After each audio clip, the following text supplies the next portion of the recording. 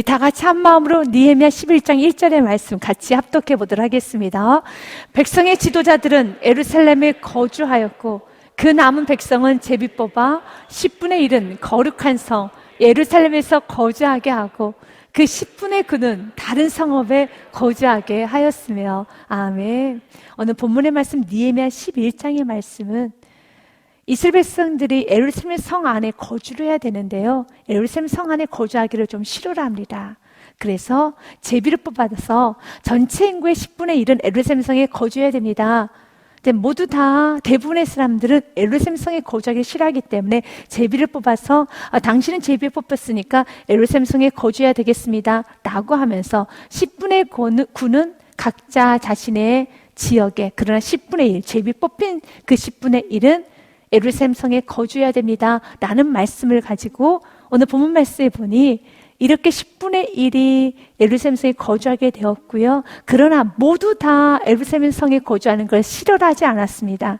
2절 말씀에 보면 자원하는 몇몇 사람들도 있었네요. 예루살렘에 거주하기를 자원하는 모든 자를 위하여 백성들이 복을 빌었느니라. 중요한 것은요, 자원하면 축복을 받습니다. 예루살렘 성에 거주하기를 자원하게 되면 축복을 받아요. 복을 빌었느니라 하는 것처럼 여러분 인생 가운데 축복받기 원한다면, 이 땅에서 축복받기 원하며 하나님으로부터 축복, 세상으로부터 축복, 많은 사람들로부터 축복, 신앙생활을 하면서도 아주 재미나게 성도님들에게 축복을 받고 성도님들에게 항상 기분 좋은, 여러분 시원한 영적인 축복의 통로가 되기를 원한다면 자원하십시오. 같이 신앙생활을 해도 자원하지 못하고 마지못해서 신앙생활을 하면 본인도 힘들지만 옆에 있는 사람들도 참 불쾌할 때가 있어요. 그리고 많이 힘들 때가 있습니다. 그래서 서로에게 에너지를 주는 사람이 돼야 되겠죠. 그리고 누군가 여러분을 바라볼 때 저분은 참 축복하고 싶어, 저 가정은 참 축복하고 싶어, 그런 가정은요 헌신하는 가정입니다. 헌신할 때 하나님은 축복하여 주십니다. 우리는 주님께서 우리를 헌신하기 위해서 불러내온 친백성입니다. 선한 일에 열심히 있는 친백성이라고 디도서 2장 13절과 14절 말씀에 보면 기록이 되어 있습니다. 복스러운 소망과 우리의 크신 하나님 구주 예수 그리스도의 영광이 나타나심을 기다리게 하셨으니, 14절 말씀 같이 읽겠습니다. 그가 우리를 대신하여 자신을 주심은 모든 불법에서 우리를 속량하시고 우리를 깨끗하게 하사 선한 일을 열심히 하는 자기 백성이 되게 하려 하십니다. 아멘. 선한 일에 열심히 있는 자기 백성, 선한 일에 열심히 있는 친백성이 되게 하려 하십니다. 우리는 선한 일에 뒷짐져서는 안 됩니다. 자꾸 못한다 하셔도 안 되고요. 제비 뽑히고 난 다음에 어쩔 수 없어서 난 뽑혔으니까 그렇게 하지 마시고, 사랑하는 여러분, 내가 하겠습니다, 제가 하겠습니다, 자원하십시오. 다윗도 이런 고백을 합니다. 죄를 짓고 나면 마음 안에 자원하는 마음이 없어져요. 죄를 짓고 나면은요 열정이 사라져요. 죄를 짓고 나면 사단이 기쁨도 뺏어가고 평안도 뺏어가고 열정도 다 뺏어갑니다. 모든 게 다 하기 싫어요. 굉장히 우울해집니다. 그래서 한번 여러분 스스로를 영적으로 진단해 보셔야 돼요. 지금 나의 영적 상태가 모든 것이 다 하기 싫고, 그리고 또한 힘들고 무겁게 느껴지고, 신앙생활도 무겁게 느껴지고, 예배도 무겁게 느껴지고, 말씀도 짐처럼 느껴지고, 아니 내가 사는 것이 참 힘들게 느껴진다면 내 안에 구원의 감격이 없고 내 속 안에 감히 하나님 앞에 대적 불평 불만을 하지는 않지만 그러나 충만하지 않고 있다면 내가 지금 무슨 죄를 짓고 있는가, 내가 마음속에, 내가 생각 속에, 또 내 행동으로 지금 내 삶 속에서 어떤 죄를 슬금슬금 짓고 있는가, 내가 어떤 부분을 정리하지 못했는가, 어떤 부분을 내려놓지 못했는가를 반드시 점검해야 돼요. 그 작은 여우를 잡아내지 아니하면 그 여우는 여러분 포도원을 허문다고 돼 있어요. 여러분의 가정에, 여러분 심령에, 여러분 가는 곳에 행복을 뺏어갑니다. 평안을 뺏어갑니다. 기쁨도 뺏어갑니다. 열정도 뺏어가요. 하루하루 열정적으로 살아가지 못한다는 건 너무 큰 저주입니다. 행복하고 기쁘게 살아가지 못한다는 건 너무 큰 저주이죠. 그래서 다윗이 이런 고백을 합니다. 그가 밧세바의 범죄를 하고 난 후에 그는 처절할 정도로 무너집니다. 그러나 정말 하나님의 은혜로 나단 선지자를 통하여서 하나님께서 그에게 말씀의 빛을 비춰주었습니다. 그리고 난 후에 그가 회개를 하면서 주님 앞에 울며 매트리스가 침상이 둥둥 뜰 정도로 그가 울며 주님 앞에 매달리기 시작합니다. 그리고 주님께 이렇게 기도합니다. 주님, 나를 주 앞에서 쫓아내지 마시며 주의 성령을, 주의 성신을 내게서 거두지 마옵소서. 아멘. 그리고 12절에 이렇게 간구합니다. 같이 읽겠습니다. 주의 구원의 즐거움을 내게 회복시켜 주시고 자원하는 심령을 주사 나를 붙드소서. 우리가 구원의 감격이 넘치면 신앙생활은 너무너무 좋아요. 구원의 감격이 넘치고 즐거움 회복되기 시작하면 그냥 하루하루 사는 것이 너무 행복해서 시간도 빠르게 갈 뿐만 아니라 그냥 내일이 기대가 되고 오늘 하루가 너무너무 아쉽고 오늘 하루가 너무너무 소중해. 시간 가는 것이 정말 아까워요. 시간이 금이다라는 것이 정말 시간이 금입니다. 내게 시간을 더 주옵소서. 내게 더 건강을 주옵소서. 내게 더 충만함을 주옵소서. 내가 더 주님을 더 깊고 넓게 알고 나면 내가 더 예배하고 더 믿음을 살며 더 사랑하고 더 감사하고 더 기쁨으로 내가 삶의 현장에서 예수 그리스도의 영적 그 권세를 나타내면서 예수 그리스도의 자녀로서의 당당한 모습을 내가 드러내기 원합니다 라고 마음 안에 넘치는 열정이 생기는 것입니다. 사랑하는 여러분, 우리 안에 자원하는 심령이 넘쳐야 되는 것입니다. 자원하는 심령이 넘치게 되면은 오늘 2절 말씀처럼요, 예루살렘에 거주하기를 자원하는 모든 자를 위하여 백성들이 복을 빌었느니라. 백성들 복을 비는 게 아닙니다. 하나님께서도 자랑하여 주십니다. 여러분들이 주님을 섬길 때 때로는 시간으로, 물질로, 그리고 여러분 여러 가지 방법으로 섬길 때 정말 자원하는 마음으로, 뜨거운 마음으로, 넘치는 마음으로 주님께 드리십시오. 놀랍게 하나님 축복하여 주십니다. 고린도 후서 8장의 말씀을 읽고 우리가 조금 더 구체적으로 이제 배경을 좀 들어가 보기 원합니다. 사도 바울이 이제 모든 교회 성도님들에게, 특별히 마게도냐 교회 성도님들을 자랑하기 시작합니다. 너희들은 마게도냐 성도님들을 본받아야 됩니다. 오늘 하나님께서 우리 세계명 교우님들을 모든 교회들에게 자랑할 수 있는 그런 교회 성도가 되었으면 참 좋겠습니다. 세계명교 성도님들 본받으십시오 라고 말할 수 있는 그런 아름다운 사람이 되어야 됩니다. 도대체 무엇이, 사도 바울은 참 많은 교회를 알고 있었어요. 많은 교회를 여러분 지었습니다. 많은 교회를 세웠어요. 근데 특별히 마게도냐 교회들을 여러분 자랑하기 시작합니다. 그 이유는 하나님께서 마게도냐 교회들에게 주신 은혜를 우리가 너희에게 알리노니, 고린도 교회 성도들아, 마게도냐 교회에게 주신 그 은혜를 너희가 알아야 된다. 아, 그렇다면 전제는 마게도냐가 선한 일을 했습니다. 하나님의 기쁨이 되었습니다. 그것 또한 하나님께서 베풀어 주신 은혜라는 겁니다. 여러분들이 누군가에게 선한 영향력을 끼치고 여러분들이 좋은 간증거리가 많고 하나님께서 여러분을 자랑하는 인생이 되었으며 누군가 여러분 인생을 보면서 살아계신 예수 그리스도를 만났다라면 이것 또한 은혜입니다. 마게도냐 교회가 마게도냐 교회 될 수 있었던 것은 은혜입니다. 고린도 성도들에게 사도 바울은 마게도냐 교회 성도들을 자랑합니다. 마게도냐 교회 성도들을 봐라. 2절과 3절 말씀에 보니 환난의 많은 시련 가운데서 그들의 넘치는 기쁨과 극심한 가난이 그들의 풍성한 연보를 넘치도록 하게 하였느니라. 참 여러분 어떻습니까? 정말 여러분 역설적인 진리죠. 말이 맞지가 않습니다. 어려우면 연보도 더 적어줘야 돼요.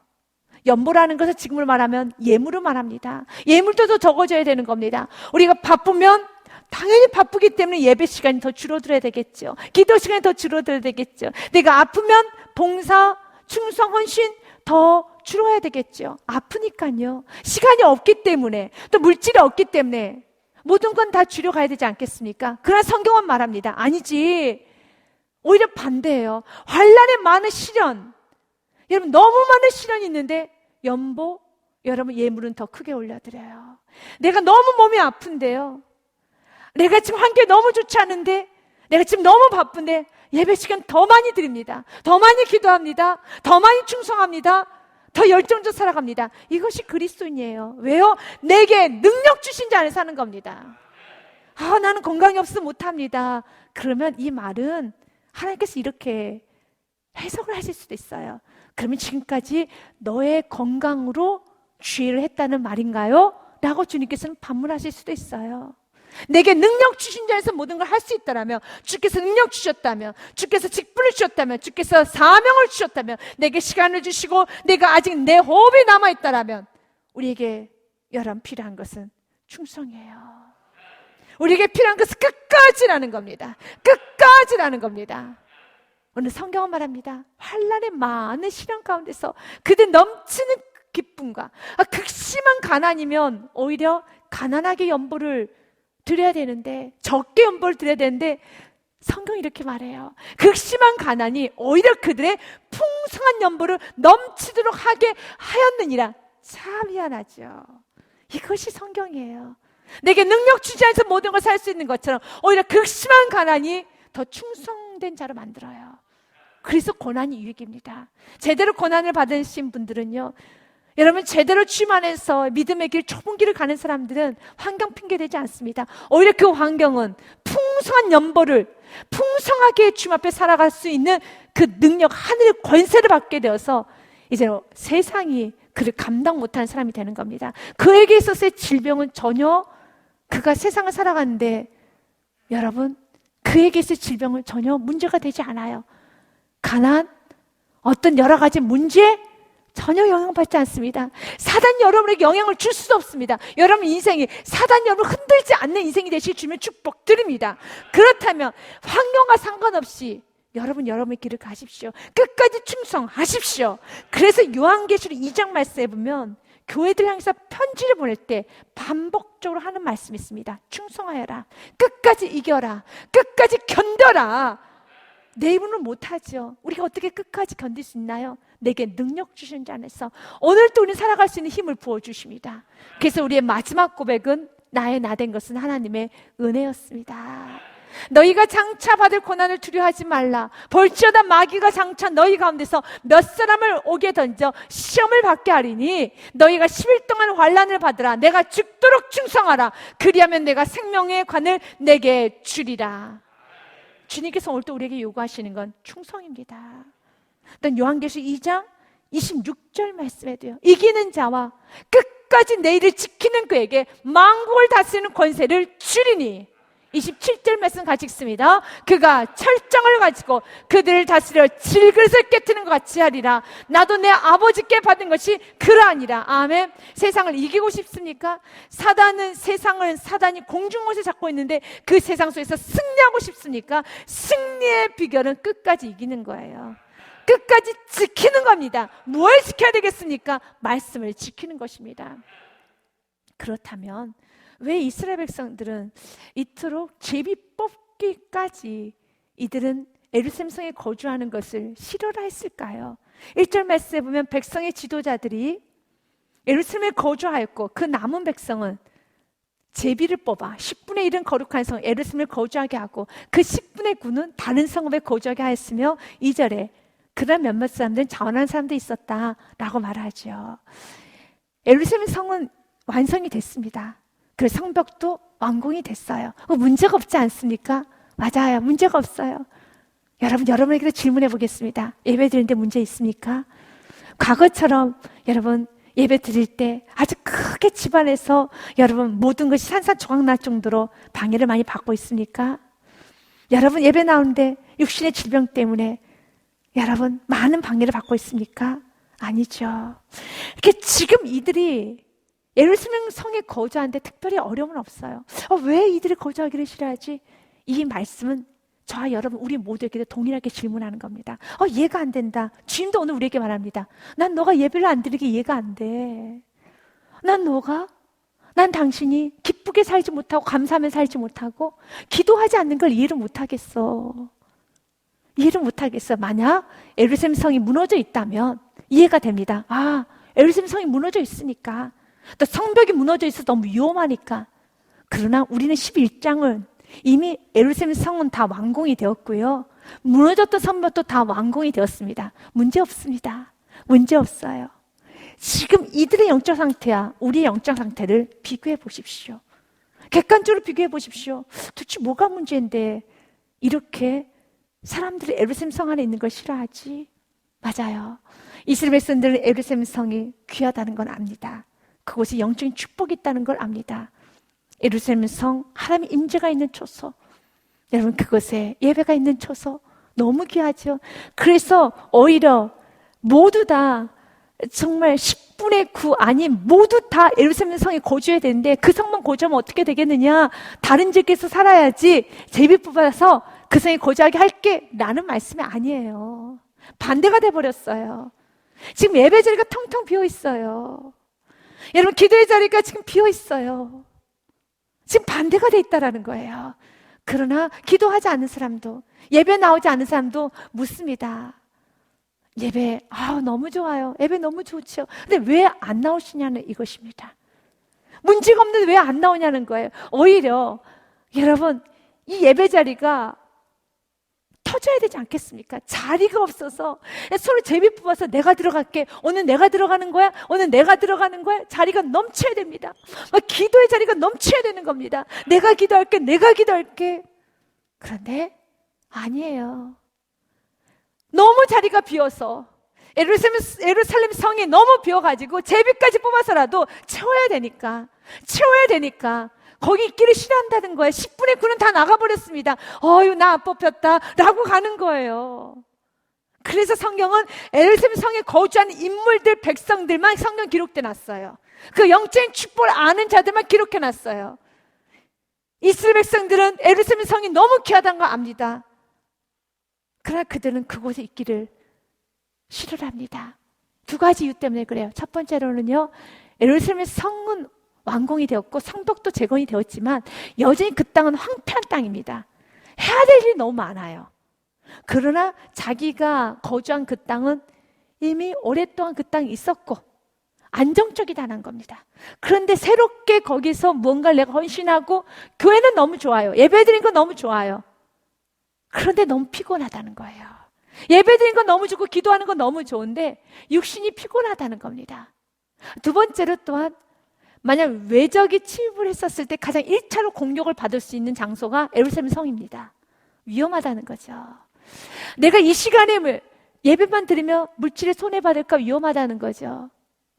내가 이 시간에 그냥 주님께만 집중하면 위험하다는 겁니다. 그러면서 또 압니다. 기도가 능력인 거 압니다. 예배가 능력인 거 알아요. 그럼에도 불구하고 안 와요. 이들이 안 옵니다. 그러나 자원하면 축복을 받아요. 그런데 억지로 뽑혔으면 그것도 은혜입니다. 만약 여러분들이 자원까지는 아니어도 그래도 여러분들이 그래도 나 예배 안 가면 안 돼 라고 하면서 뽑혀서 오신 분이면 좋아요. 그래 이제 자원해야지만 축복을 받습니다. 동일합니다. 이분들은 지금 이스라엘 백성들은 이미 예루살렘 성도 다 재건이 되었고 성벽도 제대로 다 재건이 되는데 왜 그 좋은 곳에 안 오냐 이것입니다. 주님 오늘 동일하게 우리에게 말합니다. 왜 지금 예배가 이렇게 좋은데, 예배 시간이 이렇게 있는데, 기도를 마음껏 할 수 있는데 과거에는 너무 많은 싸움이 있었지. 그러나 지금은 그렇게 방해를 받느냐? 한번 주님께서는 노골적으로 묻는 거예요. 지금 우리 절제하고 살아야 돼요.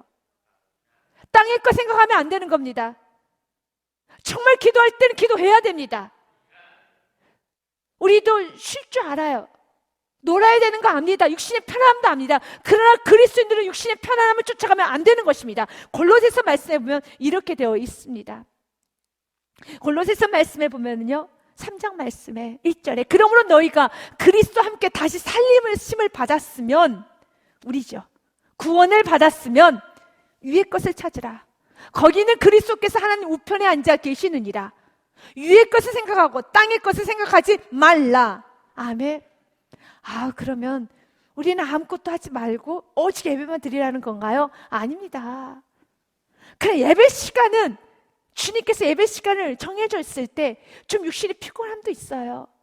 거룩한 주의를 지키는 것에 있어서, 온전히 지키는 부분에 있어서 좀 불편한 부분도 있을 것입니다. 하지만 우리 그리스도인들이기 때문에 손해를 감수하고서라도 내 육신이 좀 피곤해도 지키라는 거예요. 알아. 예루살렘 성이 여전히 청소할 것도 많고 여전히 황폐해서 너무너무 손댈 곳이 많아요. 복잡합니다. 그래서 편한 곳을 찾아가는 겁니다. 편한 곳을 자꾸 찾아가기 시작하면 그 지파는 없어져요. 대표적으로 어떤 지파입니까? 단지파였어요. 단지파가 내가 어디서 거주할까? 땅을 찾기 시작합니다. 그래서 그들이 땅을 정했습니다. 땅을 정했던 기준은 딱 한 가지였습니다. 사사기서 말씀해 보니요, 18장 7절 말씀해 보니 5명의 대표를 뽑아서 우리가 어느 땅에 거하면 좋을 것인가 가서 정탐하고 돌아오라는 것입니다. 그래서 그들이 이 땅이다 라고 선택을 합니다. 그 땅을 정한 이유 한번 우리가 말씀을 통해 보기 원합니다. 이에 5사람이 떠나 라이스에 이르러 거기 있는 백성을 본즉 염려 없이 거주하며 시돈 사람들이 사는 것처럼 평온하며 안전하니 그 땅에는 부족한 것이 없으며 부를 누리며 시돈 사람들과 거리가 멀고 어떤 사람과도 상종하지 아니함이라. 어떻습니까? 전형적인 세상적인 세상 사람들의 원칙이죠. 세상 사람들의 원칙이죠. 그러나 우리는 예루살렘을 선택해야 되죠. 왜요? 그것은 예배가 있잖아요. 영적인 축복이 있지 않습니까? 우리는 영적인 축복을 선택해야 돼요. 내 영혼이 잘 되면 범사가 잘 됩니다. 그리고 강건해지는 겁니다. 그러나 우리가 범사 강건까지 가지 않아도 우리 영적인 걸 선택해야 돼요. 그들의 기준은 무엇입니까? 내가 그 땅을 바라본 즉 염려가 없어요. 평온해요. 안전합니다. 부족한 것이 없어요. 그래서 그 땅을 선택을 한 겁니다. 그러나 그 지파는 어떻게 됩니까? 결론은 없어져요. 롯이라는 인물도 있었죠. 창세기 말씀에 보면 13장 말씀에 보니 아브라함의 소유가 많아지자 아브라함의 종과 롯의 종이 서로 다툽니다. 그래서 서로 이제 떨어져 살아야 되는 그런 시점이 왔어요. 그래서 아브라함이 이렇게 말합니다. 아브라함이 롯에게 이르되 우리는 한 친족이라. 나나 너나 내 목자나 내 목자나 서로 다투게 하지 말자. 너가 먼저 선택해라. 네 앞에 온 땅이 있지 아니하냐. 나를 떠나가라. 내가 좌하면 나는 우하겠고 너가 우하면 나는 좌하리라. 그리고 나서 롯이 선택을 합니다. 선택의 기준이 무엇인가 보십시오. 단지파가 뭘 선택했고 롯이 뭘 선택했는지. 그러나 롯의 결과를 알아요. 단지파의 결과를 압니다. 근데 롯이 선택했던 그 결과를 압니다. 그냥 처음에는 좋아 보이죠. 그래서 말씀을 통해서 깨달아야 돼요. 이스라엘 사람들이 예루살렘 성이 좋은 걸 왜 모릅니까? 알아요. 그들이 바빌론에 70년 동안 포로 생활하면서 오직 그리워했던 건 예루살렘이었어요. 근데 정말 그리워해서 돌아왔는데 그리고 예루살렘 성도 재건이 되었고 모든 것은 완벽한데 그토록 예배를 기다렸고 그토록 예루살렘 성을 기다렸는데 정작 주님이 주셨더니 못 누려요. 왜 그 예루살렘 성이 있기를 싫어하냐는 겁니다. 이유는 한 가지였어요. 육신의 편안함, 안락함, 이 세상의 정욕, 땅의 것 생각하지 말라는 거죠. 영적인 축복을 여러분들 귀하게 여겨야 되는 것입니다. 롯이 눈을 들어 요단 지역을 바라본 즉 수알까지 온 땅에 물이 넉넉하네. 단지파가 여러분 삼았던 기준하고 롯이 여러분 삼았던 기준하고 똑같습니다. 물이 넉넉한 겁니다. 살기 편하다는 것이죠. 온 땅에 물이 넉넉하니 여호와께서 소돔과 고모라를 멸하시기 전이었으므로 여호와의 동산 같고 애굽 땅과 같았더라. 애굽 땅과 같았더라. 그러나 그 땅이 어떤 땅입니까? 너무너무 넉넉해 보이지만 그 땅은 소돔과 고모라 땅입니다. 우리는 알죠. 그 땅은 불심판 받을 땅이에요. 그 땅에서 어떤 일이 납니까? 동성애가 일어났죠. 음란함이 가득한 세상, 육신과 이런 온갖 잔인한 죄와 지저분한 모든 죄가 가득했던 것이 소돔과 고모라 근친상간이 이루어졌고 말할 수 없는 많은 문란함, 말할 수 없는 많은 여러분 타락한 장소가 소돔과 고모라 땅이에요. 근데 그 땅이 물이 넉넉해서 좋아 보이는 겁니다. 그러나 반대로 아브라함은 하나님께서 눈을 들어본 그 땅을 선택합니다. 롯이 아브라함을 떠난 후에 여호와께서 아브라함에게 이르시되 너는 눈을 들어 너 있는 곳에서 북쪽과 남쪽과 그리고 동쪽과 서쪽을 바라보라. 아멘. 주님께서 정하신 그것이 최고입니다. 주님의 임재가 있는 것이 최고입니다. 우리 그리스도인들 그렇게 살아야 돼요. 15절의 말씀이에요. 같이 읽겠습니다. 보이는 땅을 내가 너와 내 자손에게 주리니 영원히 이르리라. 아멘. 이렇게 영적인 땅을 여러분 선택했던 대표적인 인물이 있죠. 갈렙입니다. 그래서 갈렙 후손들이 축복을 많이 받았어요. 여호수아서에 보면 갈렙이 헤브론 땅을 요구합니다. 그날에 여호와께서 말씀하신 이 산지를 지금 내게 주소서. 당신도 그날에 들으셨거니와 그곳에는 아낙 사람이 있고 그 성읍들은 크고 견고할지라도 여호와께서 나와 함께 하시면 내가 여호와께서 말씀하신 대로 그들을 쫓아내리다 하니 여호수아와 여분의 아들 갈렙을 축복하고 헤브론을 그에게 주어 기업을 삼게 하며 헤브론이 어떤 땅입니까?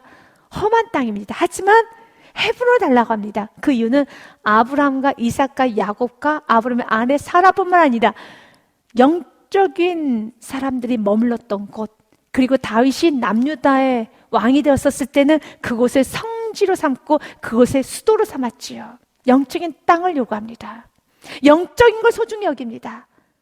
내 눈에 보기 좋은 거, 물이 넉넉한 곳, 그리고 평온한 곳, 안전한 곳, 좀 쉬운 곳 아니다. 쉬운 걸 선택하는 게 아니에요. 안전한 걸 선택하는 게 아닙니다. 물이 넉넉한 걸 선택하는 거 아닙니다. 헤브론 땅을 선택해야 되는 거예요. 지금 이스라엘 백성들은 하나님 보시기에는 복 받지 못할 마음을 가졌어요. 그래서 어려울 때는 주님께서 연약함으로라도 하나님은 좀 넘어가게 해주십니다. 너무 어려우니까. 지금 예배드리기 너무 어려우니까. 지금 너무 어려우니까. 그래서 예배를 조금 못 드려도 하나님 다 넘어가는 은혜를 주셔요. 그런데 이렇게 은혜도 많이 주고 체험도 많이 주고 예배를 마음껏 드릴 수 있는데 왜 점점 뒷걸음질 치냐 이겁니다. 왜 점점 더 멀어져 가냐 이것입니다. 앞으로 당겨가십시오. 앞으로 달려가십시오. 여러분이 한 해가 마무리 가는 이 시점에서 뒷걸음질 치지 마십시오. 앞으로 달려가시기 바라겠습니다. 큰일 납니다. 성경은 말합니다. 뒤로 물러서면 하나님께서 이렇게 말합니다. 열심을 내어 회개하여라. 열심을 내어 회개하라. 지금 너의 신앙이 과거보다 뜨겁지 않다면, 미직지근하다라면 열심을 내어 죄를 다 토해내라는 겁니다. 죄를 토해내지 아니한다면 하나님의 책망이 있어요. 사랑하는 내가 가장 사랑하는 하나님께 책망받아야 되겠습니까? 책망받아서는 안 되죠. 하나님 기쁨 돼야 되지 않겠습니까? 14절과 15절 말씀이에요. 헤브론이 그니스 사람 여호수아 14장 14절 15절 말씀 맞아 읽겠습니다.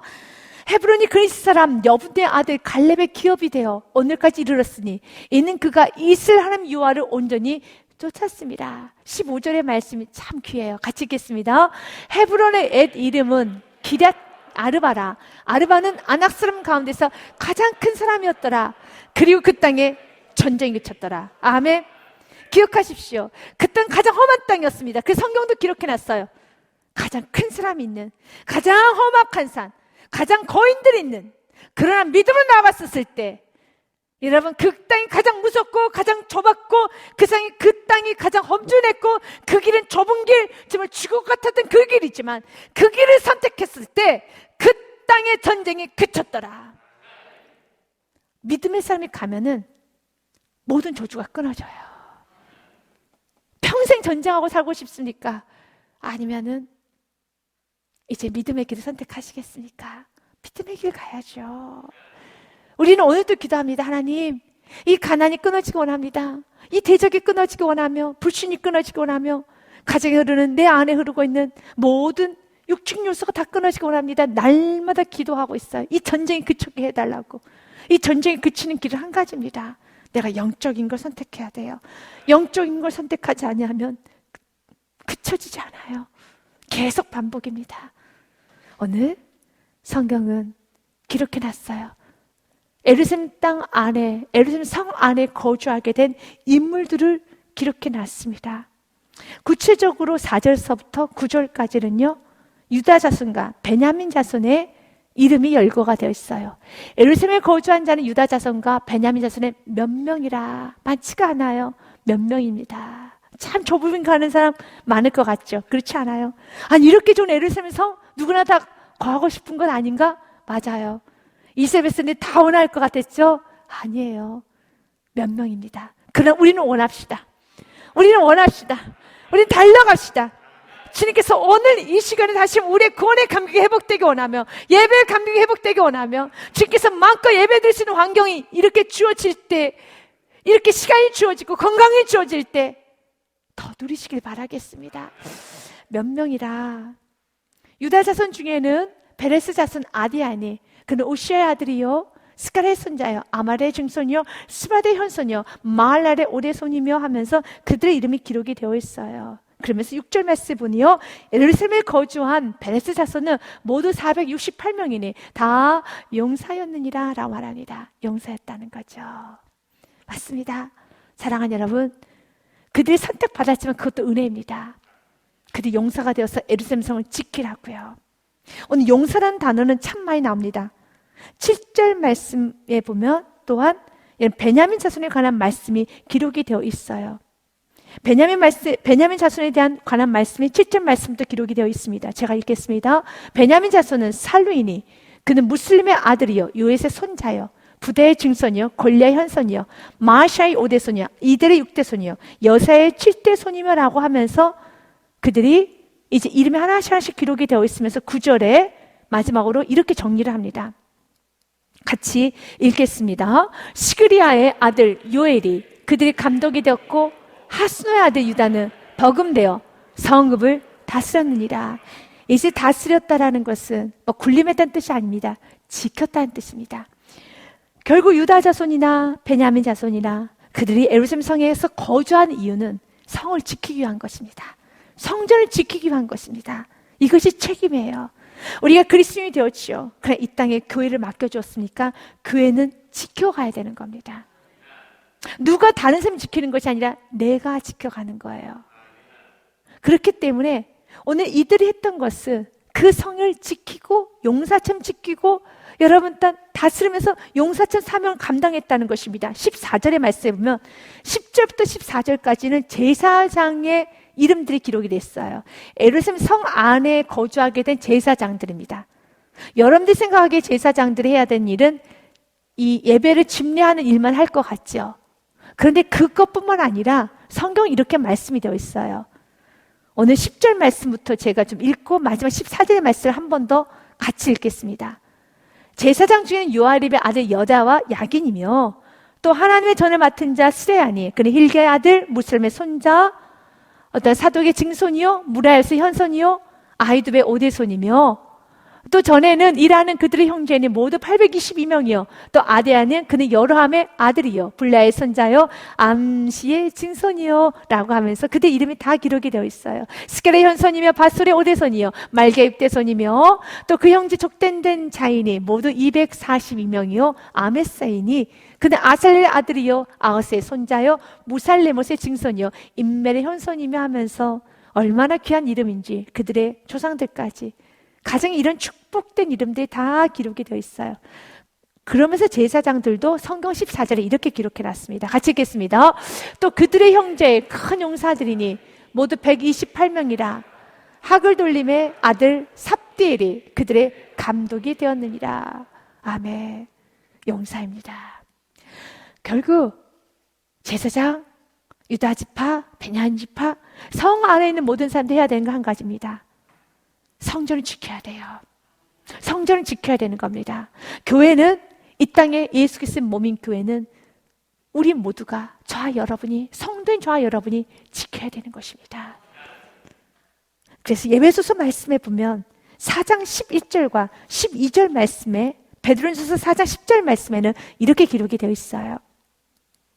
그가 에베소 4장 11절 말씀이에요. 그가 어떤 사람은 사도로, 어떤 사람은 선지자, 어떤 사람은 복음 전하는 자로, 어떤 사람은 목사와 교사로 삼으셨으니 여러 가지 각자 재능과 함께 달란트와 영적 은사를 가지고 섬기는 겁니다. 그러나 결론은 12절이에요. 같이 읽습니다. 이는 성도를 온전하게 하여 봉사 일을 하게 하며 그리스도의 몸을 세우려 하십니다. 아멘. 그래서 신앙생활 하면 할수록 그리스도의 몸, 교회를 세워가지 않는다면 내가 신앙생활 하면 하고 영적으로 깊어지고 영적인 은사가 많아요. 더 주님도 알고 싶고 찬양도 더 많이 알고 싶고 말씀 더 많이 알고 싶고 기도도 더 많이 하고 싶고 여러 가지 영적 은사가 많이 있잖아요. 이것을 달란트라고 합니다. 그런데 만약 내가 달란트가 많이 있고 달란트를 더 사모하는데도 만약 지금 내 삶 가운데 성도를 온전케 하는 양육의 삶을 살지 못하고 교회 안에서의 예수 그리스도의 몸을 세우지 못하고 있다라면은 조금은 여러분 건강하지 않은 신앙생활을 하고 있는 것입니다. 주님께서 우리 모두에게 재능을 주시고 주님을 더 깊고 넓게 알아가기 원합니다. 그 모든 것은 그리스도의 몸을 세우기 위한 것입니다. 그 그리스도의 몸을 세운다는 것은 단순히 교회 건물을 세워간다는 것이 아닙니다. 교회 안에는 참 많은 성도가 있죠. 그 교회 안에 다음 세대들이 있습니다. 불신자들도 있어요. 교회 안에는 또 새로운 신자들이 오게 될 것입니다. 그리고 또 여러분을 통해서 새로운 신자들이 와야 되는 겁니다. 그들의 신앙생활을 잘할 수 있도록 직장생활도 잘하고 가정도 잘 섬기고 사업도 잘할 수 있도록 믿음의 본을 보이십시오. 충성되게 살아가십시오. 성실하게 살아가셔서 이렇게 가정을 섬기는 거야. 이런 과정을 통해서 남편을 세우는 거예요. 이렇게 교회를 섬기는 거예요. 이렇게 사업을 하시는 거예요. 이렇게 직장생활을 하시는 거예요. 이렇게 학교생활을 하시는 거예요. 라고 여러분들이 좋은 본이 되셔야죠. 그 일을 위해서 주님께서 오늘도 은혜를 주시는 겁니다. 그리스도의 몸을 세워야 되는 거죠. 내 유익을 해서 하나님 주신 그 은혜마저도 내 유익과 내 영적인 자극을 위해서 사용하면 안 돼요. 그것은 또 하나의 여러분 영적 교만이 될 수가 있습니다. 또 하나의 오만으로 갈 수 있습니다. 굉장히 영적으로 여러분 어두워질 수 있어요. 영적 교만의 자리로 갈 수 있다는 것입니다. 그 모든 주신 은사를 가지고 삶의 현장으로 가야죠. 질서 있게 생활을 해야죠. 오늘 말씀처럼 성도를 온전하게 하여 봉사일을 하게 하며 그리스도의 몸을 세우려 하십니다. 또한 베드로전서 4장 10절 말씀에도 각각 은사를 받은 대로 하나님의 여러 가지 은혜를 맡은 선한 청지기같이 서로 봉사하라라고 되어 있습니다. 아멘. 서로 봉사해야 되는 것입니다. 주님께서 우리에게 은혜 주신 이유는 한 가지입니다. 봉사하라고요. 여전히 자기 자극을 만족하는 어떤 자신의 영적인 자극을 만족하는 신비주의에 빠지기를 원하지 않습니다. 서로 봉사하라는 거죠. 서로 양육하면서 세워가면서 치열하게 믿음으로 살아가십시오. 치열하게 내 육신을 포기하는 모습을 보여주셔야지요. 나 오늘 너무 피곤해 하지만 난 예배자리 지킵니다. 어떤 연약한 성도도 야 저분 참 피곤한데 저분 참 일 많이 하시는 분인데 와 저렇게 예배자리 지키네 라고 하면서 우리 다음 세대들에게 좋은 모습 보여야 되지 않겠습니까? 그런 생활을 해야죠. 오늘 성경은 말합니다. 그들이 제사장 모두 레위 지파, 베냐민 지파 모두 성전을 지키는 그 일을 합니다. 마지막으로 또한 레위 사람을 보기 원합니다. 레위 사람 중에는 스메아니, 그는 하습의 아들이요 아스라김의 손자요 하습의 증손이요 분리의 현손이며 레위 사람들에 관한 이제 이름이 기록이 되어 있습니다. 그러면서 16절과 17절 말씀에 보니요 또 레위 사람의 족장 삽부대와 요사밭이니 그들 하나님의 자 바깥 일을 맡았고 모든 것은 다 일, 봉사, 세우는 것, 지키는 거예요. 받으려고만 하지 마시고요 이제는 섬김의 자리로 가십시오. 봉사의 자리로 가십시오. 열심히 하십시오. 열심히 하십시오. 오늘 그들은 바깥 일을 맡았고 17절 말씀에는 어떤 사람은요 또 아삽의 증손 삽디의 손자 미가의 아들 mat다야니 그는 기도할 때 감사하는 말씀을 인도하는 자가 되었고 이 말을 조금 더 정확하게 번역을 하면요 찬양 인도자 감사 찬양 인도자가 되었고 형제 중에는 박부갸가 버금이 되었으며 두 번째로 인도하는 부주의자 부찬양 인도자가 되었으며 또 여두대 증손 갈랄의 손자 삼무의 아들 압단이 거룩한 성의 레이스는 모두 284명이었느니라 라고 했습니다. 맞습니다. 어떤 레이스는 바깥 일을 합니다. 여러 가지 정리해야 될 게 너무너무 많겠죠. 또 어떤 사람은 찬양 인도자를 합니다. 교회도 마찬가지입니다. 어떤 분은 찬양 인도를 합니다. 찬양을 하시는 분이 있고 어떤 분은 바깥에서 청소하시는 분도 계시고요. 어떤 분은 이렇게 정리정돈하시는 분이 계시고요. 그러나 교회에서 봉사하는 것은 다 한계가 있어요. 전성도가 다 봉사하기에는 교회가 그렇게 봉사할 곳이 많이 있지 않아요. 그래서 여러분 돌아가면서 하죠. 돌아가면서 하면서 그래도 조금이라도 우리는 정말 자원하에서 너무너무 유리창을 닦으신 분도 여러분 한 30명씩 다 붙어 있어서 내가 돌아올 차례가 1년에 3번밖에 없어. 막 그날을 기다릴 수 있는 그런 은혜가 있었으면 좋겠습니다. 그러나 이 봉사로만 끝나는 게 아닙니다. 결국은 교회를 지켜간다는 것은 성도를 지키는 것이고, 성도를 지킨다는 말은 성도를 양육시킨다는 것이고, 그 성도의 믿음을 성장시키는데 내가 좋은 본이 되어야 하는 것입니다. 그래서 사도 바울은 이렇게 고백하네요. 나를 본받으라는 말을 하고 있습니다. 고린도전서 11장 1절의 말씀을 좀 읽고 오늘 마무리를 좀 하도록 하겠습니다. 같이 읽겠습니다. 내가 그리스도를 본받는 자가 된 것 같이 너희는 나를 본받는 자가 되라. 아멘. 나의 신앙생활을, 나의 직장생활을, 나의 사업을, 또 내가 가정을 어떻게 꾸려가고 치열하게 믿음을 살아가는 모습, 정말 충성되고 여러분 열심히 살아가는 그 모습, 그렇게 바쁜데도 예배자를 뛰어나고 정갈한 모습으로, 단정한 모습으로 예배자를 지키고 여러분 살아가는 그 질서 있고 규모 있는 그 아름다움을 보여주셔서 내가 그리스도를 본받는 자들같이 너희는 나를 본받는 자가 되라 라고 말할 수 있는 우리 모든 성도님들이 되시기를 주님의 이름으로 축복드립니다.